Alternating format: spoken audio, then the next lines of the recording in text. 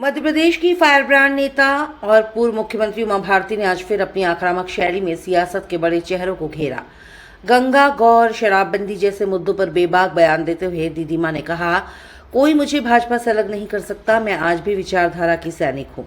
Vyapam, CBI और भाइयों पर लगे मामलों को लेकर उमा ने बड़ा खुलासा किया है कि सीबीआई ने खुद माना साक्ष्यों से छेड़छाड़ हुई थी। उन्होंने आरोप लगाया कि वर्षों तक दोनों सरकारों ने उन्हें प्रताड़ित किया। साथ ही कहा, उमा भारती ने ये भी स्पष्ट किया है कि अब उन्हें चुनाव की राजनीति नहीं, गंगा की अदालत लगानी है। मोहन यादव को बताया महाकाल का प्रसाद, तो योगी आदित्यनाथ को बताया मेरा बेहतर स्वरूप।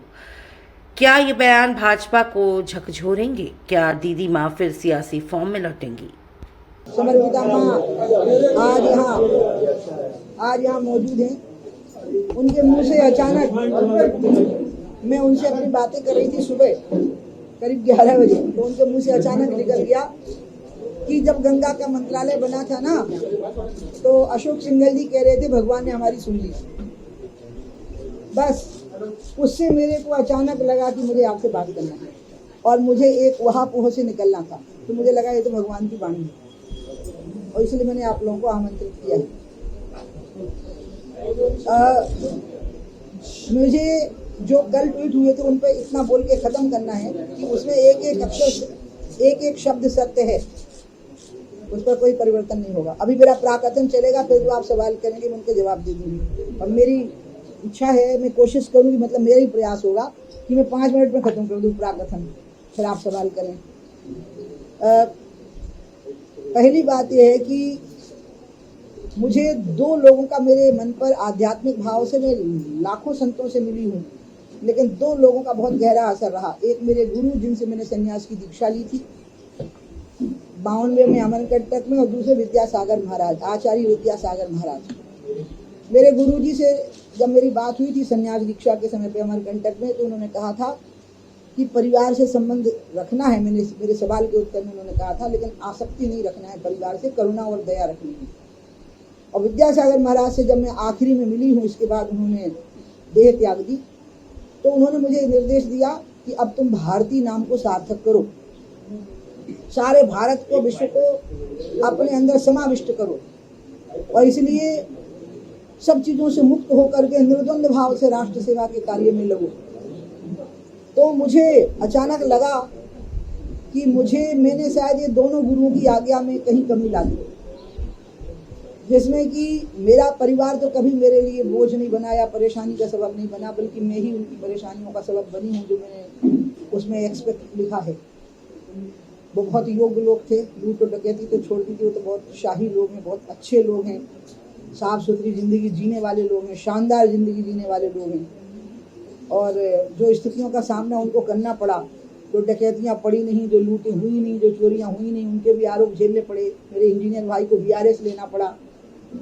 एक भाई जो बड़े गांव में रहते हैं, अमृतलाल जी जो अभी हैं, अमृत सिंह जी, उनको नगर पंचायत अध्यक्ष पद से हटा दिया गया।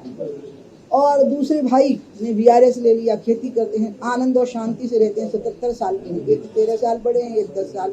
स्वामी भाई साहब मेरे से 15 साल बड़े थे। और 2 भाई अब नहीं रहे, 2 भाई नहीं है और एक बहन नहीं है, लेकिन वो पूर्ववर्ती परिवार है और मैं उनको बदले में कुछ नहीं दे सकी, सिर्फ गर्व प्रदान किया है उनके परिवार में पैदा होने का गर्व, कि वो गर्व से कह सकते हैं कि उमा हमारी वंश की बेल है। इसके अलावा तो मैंने उनको सिर्फ कष्ट दिए, उनको सिर्फ कष्ट दिए। 2 बच्चे जो जिंदगी में आ गए थे, उनने भी मुझे आनंद दिया। 4 साल का बेटा और 9 साल की बेटी जब आए, तो ये 4 साल का था और वो 9 की थी। जो एक माँ बनने का सुख होता है, वो मैंने उनसे प्राप्त किया, उनको मैंने सिर्फ कष्ट दिए। इसलिए मैं उनके लिए बस कविता की 2 पंक्तियां अभी मैं सुन रही थी, उसमें एक शब्द बदल दिया मैंने, दुख की जगह पे नीर कर दूंगी। मैं नीर भरी जल की बदली, उमड़ी कल थी मिट आज चली। मैं प्यार से भरी हुई एक बदली थी जो उन पर बरस रही थी। मैंने जो कुछ उन पर बरसा सकती थी वो बरसाया है, जल उनका सिंचन किया है, लेकिन उस समय पे गर्जन तर्जन मेघ बिजली कड़कना वो भी उनने झेला है। और अब जब वो 20 का हुआ, वो 25 की हुई, तो मैंने अपने बहुत स्नेहशील भाई के परिवार को सौंप दिया कि इनके भविष्य का गठन अब आगे का आपको करना है। इसके अलावा मैं उनके बारे में कुछ नहीं बोलूँगी, क्योंकि मैं समझ गई हूँ कि जो मैंने गुरु जी की आज्ञा का ध्यान नहीं रखा कि करुणा और दया रखना, आसक्ति मत रखना। मुझे बच्चों से आसक्ति थी बहुत, दोनों से। और दूसरी बात जो विद्यासागर महाराज ने कहा था कि अरे अब तुम भारतीय बनो सिर्फ, और पूरे भारत को अपने अंदर समा के चलो। और ये भी कहा कि बुआ, मौसी, चाची, ताई, मामी नाम से तुमको संबोधित नहीं होना।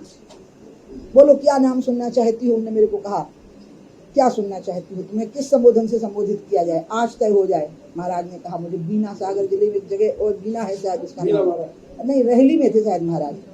तो वहाँ कहा बहुत अस्वस्थ भी हो चुके थे, देहावसान से कुछ समय पहले की ही बात है। तो मुनिजन बैठे थे दोनों तरफ। वो मुनिजन मुझे बहुत अपार स्नेह से छलक रहे थे मेरे प्रति। छोटे छोटे बच्चे मुनि जो हो चुके थे, युवा, पढ़े लिखे, IITM और बहुत बड़े बड़े पढ़े लिखे बच्चे जो संन्यास ले चुके थे, साधक हो चुके थे।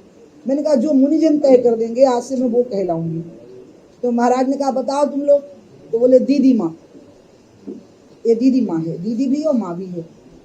मैं दीदी माँ ही मुझे रहना है, इसलिए मुझे कोई बुआ मौसी नहीं बोल पाएगा। चाची मामी तो हो ही नहीं सकता, शादी नहीं करी, संन्यास ले लिया, बुआ मौसी नहीं बोल पाएंगे। इसके साथ परिवार की बात पर मैं खत्म करूंगी। आप कोई सवाल करेंगे तो मैं उसका जवाब दे दूंगी। अब मैं दूसरी बात पर आऊंगी